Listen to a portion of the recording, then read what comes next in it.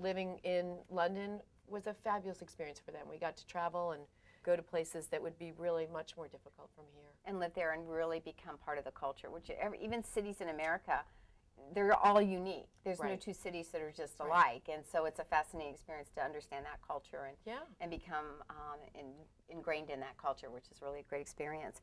So what were the jobs, and what were you and Bob doing with each one of these moves that you were doing? Well, he continued to report, and so he would report. He would be in the local market as the local reporter until we got to Chicago, where he was hired by ABC Network as the local News One guy, which means anytime something happened, like Waco, Texas, Bob would go there and he would feed to every local station, you know, as if he were their own person. So that's a service the network provides to its local affiliates.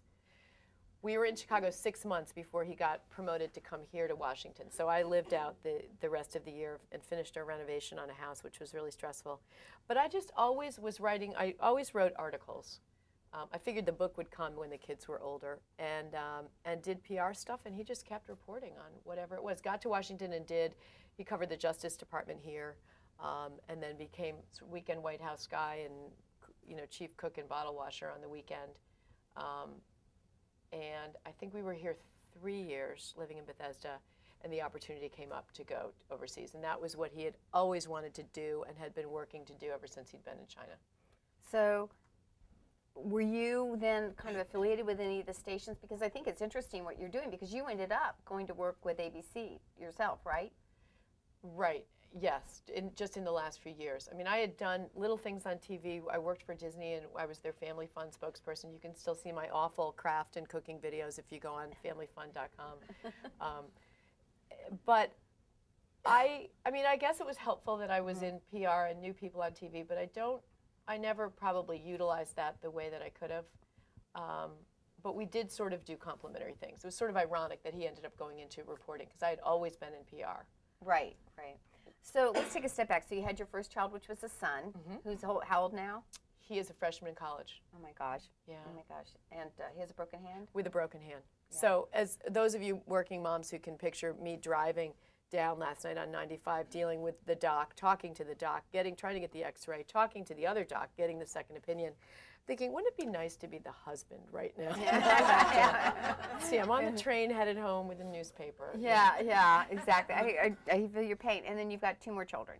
You have 3. 3 more children. We Three have more. 4. Four. Okay, that's right. 4. Yep. So my daughter is 16, junior in high school, painful SAT year, and APs and all that stuff. And then when we lived here, when I was 40 years old, we had twins born by a surrogate. So my girls turned 10 on Friday. Oh, awesome. So they were born 10 years ago here. And I was the mom in Bethesda whose little kindergarten girl went in. Because 10 years ago, surrogacy was still a little bit bizarre. I'd had a hysterectomy years ago. It's a long story. And so she went into her kindergarten class and said, my my daddy's having a baby with another woman. And that was show and tell. So, and they were born here, and I'd stroll through the supermarket with one in the front pack, one in the backpack, and Wynn would look at me and go, how did you lose that baby weight? And I finally just decided, I'm going to embrace this. I'm going to go, I would just go, I got great genetics. Yeah. Good for you. So that's great. So how is it now with the kids and what you're doing? And one thing I do want to get to, because you've had a phenomenal experience with what you've gone through in your life and facing challenges, and we talked about that you come to embrace it. So where do you see the kids following right now? Tell us a little bit where you see the...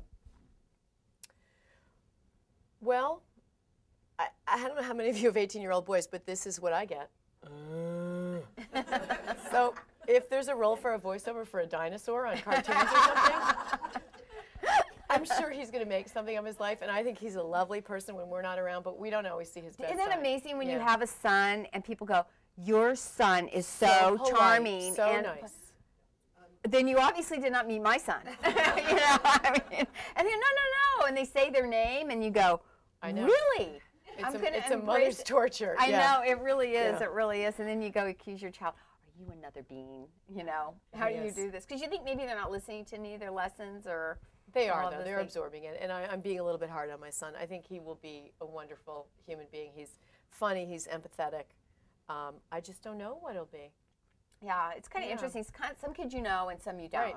Yeah. But I'm always like, go find out. Go try everything and then see where you want to go. And I think that that's a great gift for your kids. One of the stories you share in there is about when he broke his collarbone, which I thought was so ironic. I see you again, and now he's got a broken hand. Yeah. But share a little bit about that story when you're driving up to. Well, that's in a story called Mothers and Sons, which is really, could be fathers and sons. It's just about having a boy. And it was my dream as one of only girls that I would have this son and that he would, tell me everything, and I would make him, sensitize him, and there were going to be no guns in the house. Of course, we were living in Northern California then. And until I realized that he, one day in his high chair, took his piece of toast and bit it and did the shape of a gun and started firing it. And I thought, okay, this is just programmed, It is. It absolutely is. But we were driving. He'd been overseas playing soccer, broken his collarbone there. We'd flown him back. We'd gotten him the surgery, and the doctor had said, this is actually probably a great time for you to travel upstate to your summer vacation because he's on all this, all these painkillers. And so he's moaning in the back seat, and I think it's really difficult to be a mother and see your child in pain. So he's moaning. There's nothing I can do about it. I'm driving. My husband's in the passenger seat, and he's had the most medication that you're allowed to have. And I finally, we all have the moments we're not so proud of. So this was my not so proud moment as I'm basically trying to tell him that in the Civil War, there were no painkillers. They just poured whiskey down the throat and cut off an arm and a leg. So why don't you shut the hell up, okay? I'm driving and this really hurts. And so finally he's still like, oh, in the back seat. And I think I think many women do have a pretty high tolerance for pain. So I look at him, I go, listen.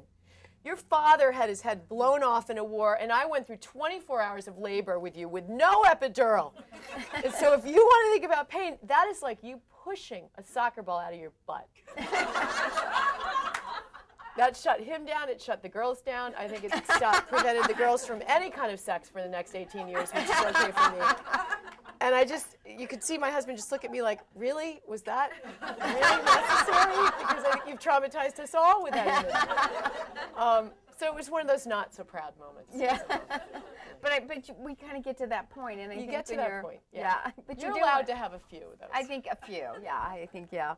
So but that's really good sex education for daughters. Yeah. You know. They were just they were in the car like blinking, like trying to picture that. Like, how does a baby come out of that area? A soccer ball. Yeah. It's really that's too funny. So you're living now in New York, and so are you spending a lot of time going down and working, because you're working on ABC, are you doing a lot on the show right now? I should be doing more.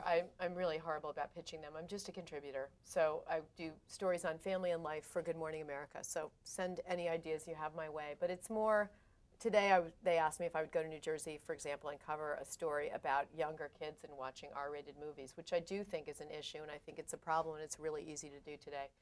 But I have chosen to be with you all today, so I'm not doing that story. But those are the kinds of, issues that we'll look at, just things facing families today. I think alcohol is a huge one, and I think there's so many ways we handle it, and, so many ways to look at it, and so many different, philosophies that people have. But I think it's a huge issue in kids' lives and adolescents, and it's trickling down so much younger. So I'm working on a story about that. Interesting. So so you pitch the ideas, and then they also come to you with ideas and say, hey. Yeah, it works both ways. What are some of the favorite ones you've ever done on family? One of my favorite ones was actually, it grew out of, I guess, Perfectly Imperfect, when I write about situational depression. And after my husband was injured and was stable but not himself, still recovering, he was injured in Iraq by a roadside bomb. I just let down. I just kind of collapsed. You all know this because I know you've been in situations, whether you've been supporting somebody else as a caregiver or maybe you yourself have been through a difficult time. Your adrenaline goes for a certain amount of time, and then just like a car flooding the engine, at some point you give out. And I really gave out. I had been balancing the 4 kids in Westchester. I had been down here at Bethesda Naval Hospital where Bob had been in a coma for 5 weeks.